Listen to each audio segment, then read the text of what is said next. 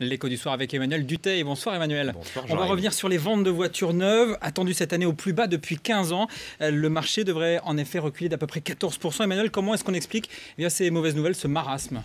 C'est tout simplement l'attentisme. Alors qu'est-ce que ça veut dire? Le marché français est traditionnellement boosté par les renouvellements, c'est-à-dire vous et moi qui avons tout simplement besoin de changer de voiture. Et bien là, qu'est-ce qui se passe? En raison de la crise, les Français gardent tout simplement un peu plus longtemps leur voiture. Ils repoussent leurs achats et c'est la même chose en plus du côté des entreprises. Du coup, les ventes sont tout simplement au point mort et selon les professionnels, la situation va rester très compliquée encore l'an prochain, en tout cas tant que la situation économique ne s'améliore pas. Alors quand on regarde les chiffres, Emmanuel, on se dit, et un peu dramatiquement, que les marques françaises finalement souffrent plus que les autres. Comment est-ce qu'on explique que finalement les marques françaises, en France, on achète moins de voitures françaises? Alors déjà, ce qui est assez impressionnant, c'est qu'encore en France aujourd'hui, les constructeurs français représentent la moitié du marché. Mais ces ventes se sont effondrées. C'est vrai par exemple du côté de Renault où les ventes ont baissé de plus de 20% depuis le début de l'année. Du coup, ça pèse sur la tendance. Mais comment on l'explique? Eh bien tout simplement parce que les marques françaises, qui sont très généralistes, avec des voitures principalement d'entrée de gamme ou en tout cas de moyenne gamme,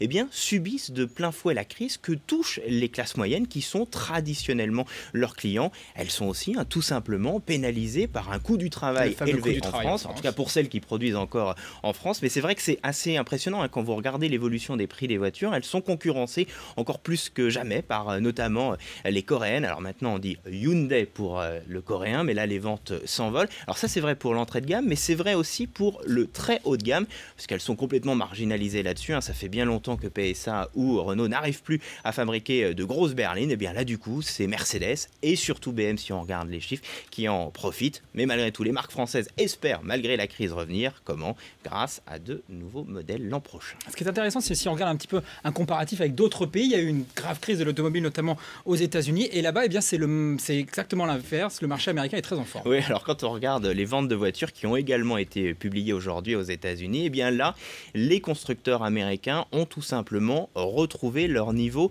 d'avant-crise. Ils profitent à plein du renouvellement en ce moment sur ce marché américain. Pourquoi il y a un renouvellement? Parce que pendant la crise, alors là, ils avaient encore plus arrêté que chez nous. Il y a donc là aussi tout simplement un effet de rattrapage. Quand on dit que ça s'était arrêté, c'était quand même assez impressionnant puisque le parc automobile américain était tout simplement le plus vieux de l'histoire. Alors ça va mieux du côté américain, mais ils ont quand même une grosse épine dans le pied. Ça s'appelle là aussi l'Europe comme par hasard, puisque si on prend encore l'exemple de General Motors, sa filiale Opel est vraiment le gros problème. Allez, on a 5 secondes pour le chiffre du jour, 3603 points. C'est le CAC. C'est quoi? C'est le CAC 40, effectivement, qui est arrivé aujourd'hui en séance à son plus haut niveau depuis août 2011. Ça s'explique comment? Eh bien, par, semble-t-il, le fait que les investisseurs sont un petit peu moins inquiets par la situation en Europe et il y avait accessoirement une bonne donnée également macroéconomique du côté de la Chine. Voilà donc pour les bonnes nouvelles, 3603 points pour ceux que ça intéresse. Merci beaucoup Emmanuel Dutheil, l'écho du soir.